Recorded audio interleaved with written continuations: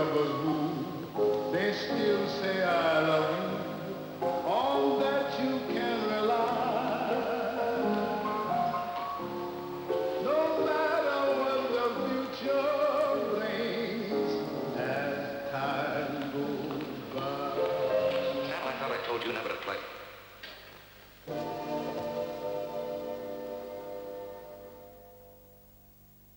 The Forum in Jersey, known to thousands as both a cinema and a theatre. A palace of entertainment from the mid-30s to the 80s, now empty with its fate unknown. It's an unglamorous end repeated at cinemas throughout Britain.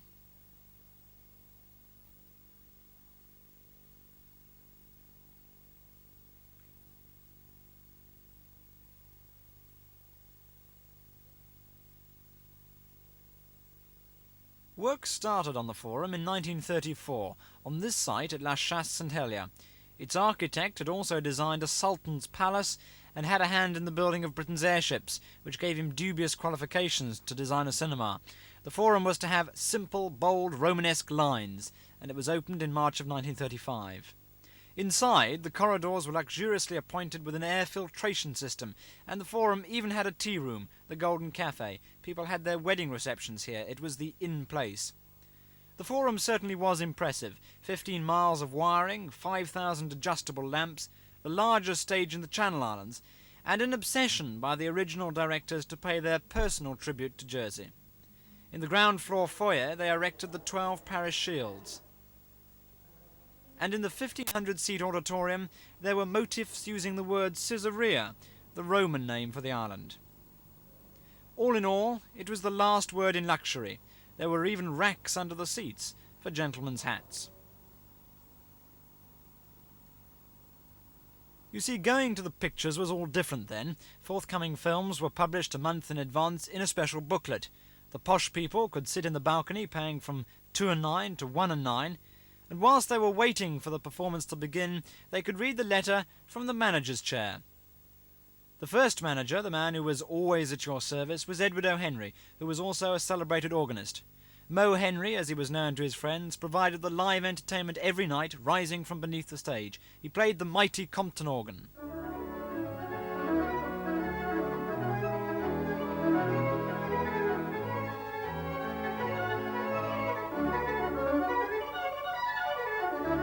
The lift on which Mo Henry appeared is still intact, but the organ has been moved forward. It's in a sad state of repair, only just good enough to play. Stanley Sackett came back to imitate the work of Edward O'Henry.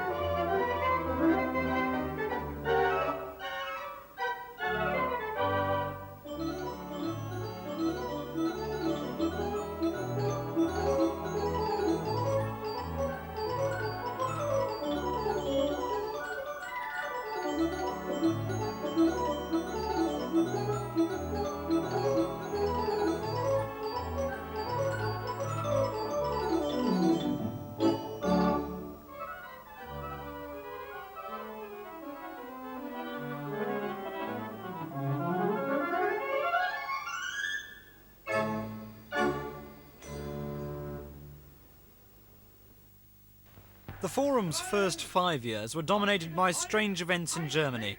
There was a new and worrying face on the silver screen. Und ihr müsst euch in der Jugend dafür schälen. Ihr müsst lernen, Entbehrungen auf euch zu nehmen. On the day German troops landed to occupy Jersey, the Forum was showing Judy Garland in The Wizard of Oz. Leslie Sinnar from the Evening Post was there. I went to the office. I was a DP then at that time, and we expected the worst. But that day the paper came out early, and we went home. And I said to my wife, "Well, they're coming today. I think we'll go to the pictures." So we went to the Forum, and while we were there, we heard the old diesel engine troop carriers coming over, and there were looks around the audience, as much to say, well, here they are. And when we came out and walked along Clumbury, there were Germans walking along the pavement. During the occupation, the Germans ran the Forum, the Soldatenkino. They screened films like Victory in the West. They used the stage for orchestral concerts and the screen to remind the troops in this lonely outpost that all was well back home.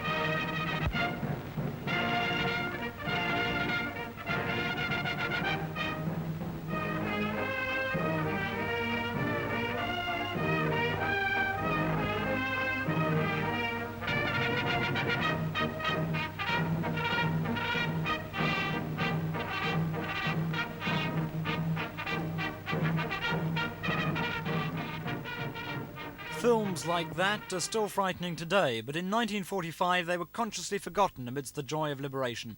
Donald Journeau presented a show called Happy Release, which is what it was. Backstage, the huge no smoking sign had been duplicated in German, and it remains to this day. In the projection room, the Forum had a new projectionist, Betty Heaven, and the familiar newsreels were back on the screen.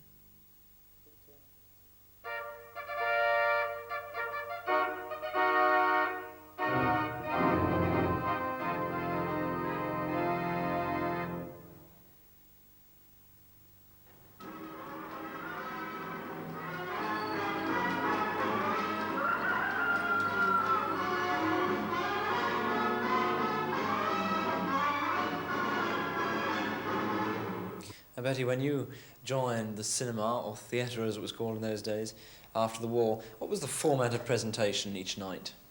Well, we had 3 shows a day, 3 separate shows a day, and they took form of short films, news and trailers, advertising, and an organ interlude sometimes, and a feature. And what kind of following did the news have? Well, it followed the same pattern as film going generally. I mean, everybody went to the cinema in those days, so therefore you had a large audience every night. Now, sitting up here, so high up, you had a chance to see the big audiences for the big films. Which have been the best? Oh gosh, I think Annie Get Your Gun. I don't think the attendance has ever equalled that. I mean, 3 times a day, 1,600 people. That's an awful lot of people. And what about films that you've seen so many times you're fed up of seeing them?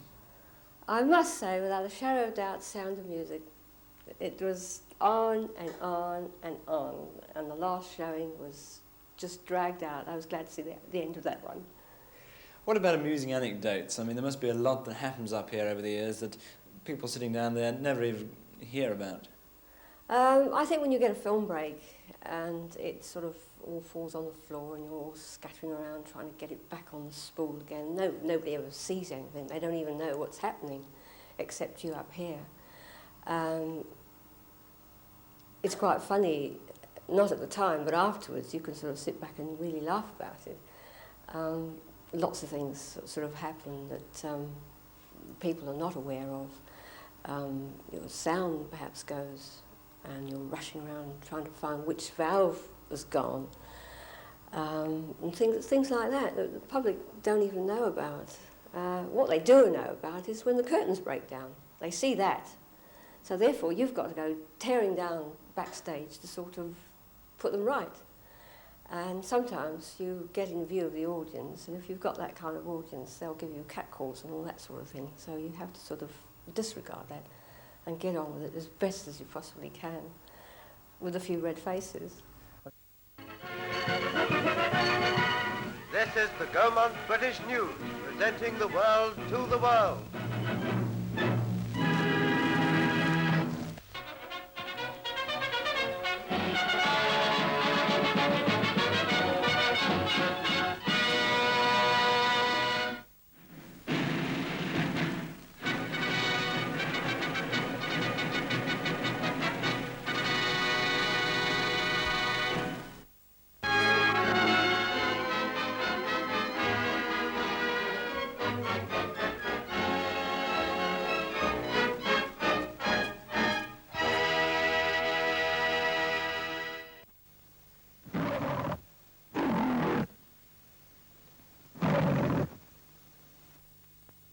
But it wasn't only films, there were also shows at the Forum, most notably the pantomime.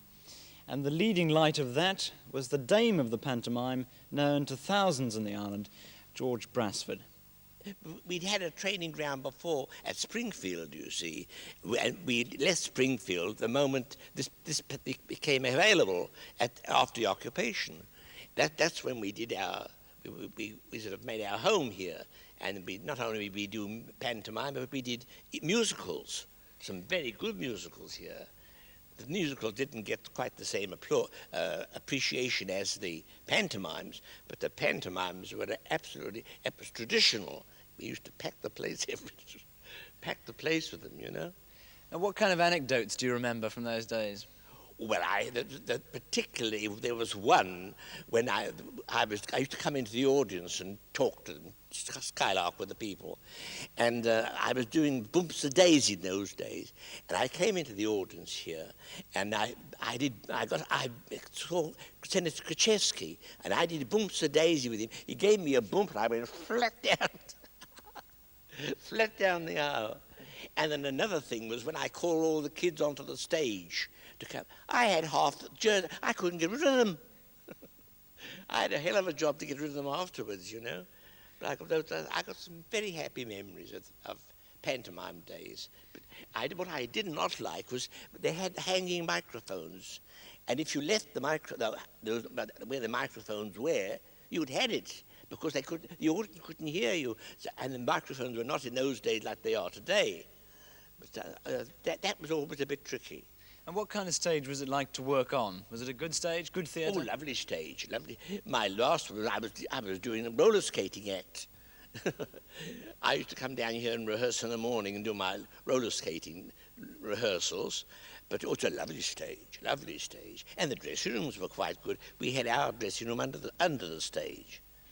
There was also some big names at the Forum. Who do you remember in particular? Well, I remember I was introduced to Harold Fielding. He brought shows down here, you see. And Shelton was in one, came down with a company, Roberts and Landau. And another time, I don't know whether it was he, but Andrews, Dick Andrews, he came down and brought Julie with them. And she sang here. But she was put to bed, and the parents came out to me because there was an election on that night, and they came out to me and she was put to bed. And I also met Gracie Fields came here, and I met Harold Fielding, you see. And it was through then I got to know so many of these theatrical people because Mr. and Mrs. Barton and Mo Henry introduced me to them, and so I got to know quite a lot of these people here. Now, how popular was the work of Edward O. Henry at the organ? Oh, very good. Yes, he used to play in the interval. Do you remember?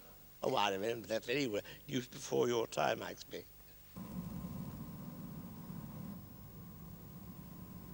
George was what the Forum needed most after the occupation: comedy, laughter, and full houses. Later, though, the Green Room Club moved to the Opera House, and once again the stage at the Forum was deserted, this time for good. 2 pianos, a pile of curtains and scribbled stage directions are the only reminders.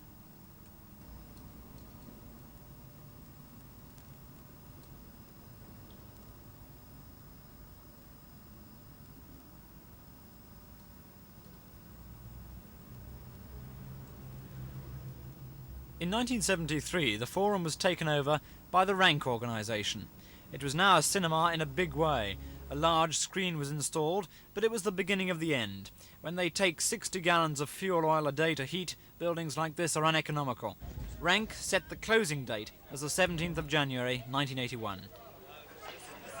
Even the last night was something of a failure, not because the staff didn't try, but because that Saturday night was like any other, the kind of poor attendance which is forcing so many cinemas to close. Sadly too, most of the picture-goers were too young to remember the films of 20 years ago, let alone the year the Forum opened.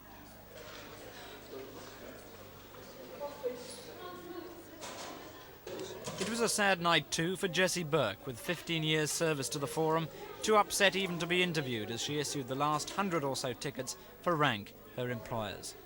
The manager, Charles de Carteret, had taken up our suggestion that Stanley Sackett should play the organ on that last day, so how many people had turned up for the matinee? We had about 400 in our space this afternoon, 400 children mostly.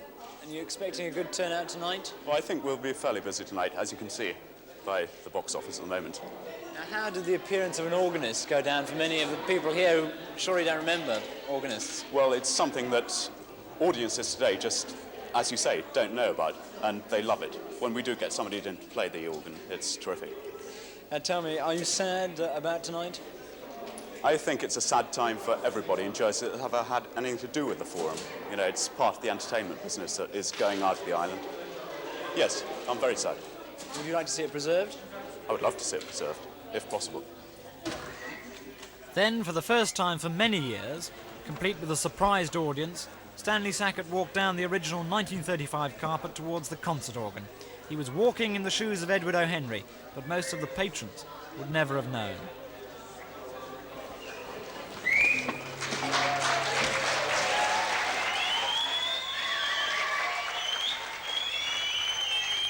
The music was Liberty Bell, and the last night was underway.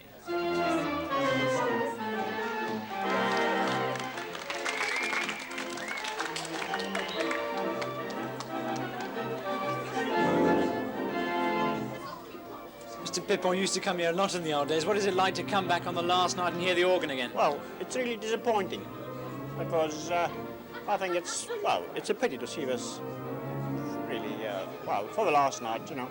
It was such a good entertainment. Does this bring back memories? It does. And the transport too, coming here. It wasn't in your private car, it was a bus.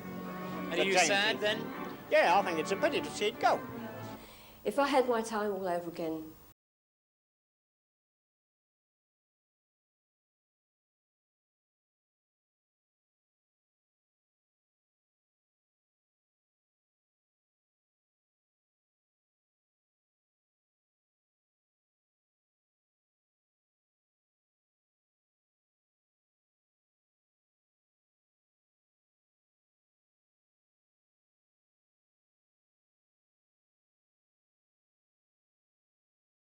I hope it'll be put to good use because it's a beautiful building.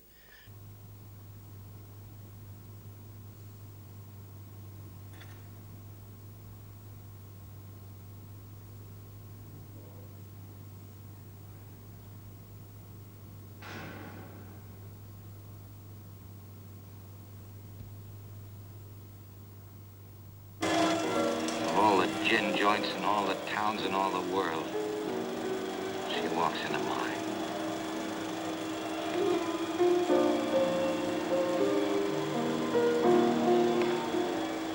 What's that you playing? Oh, just a little something of my own. Well, stop it. You know what I want to hear. No, don't. Played it for her, you played it for me. Well, I don't think I can remember. If she can stand it, I can. Play it. You must remember this. A kiss is just a kiss. A sigh is just a sigh.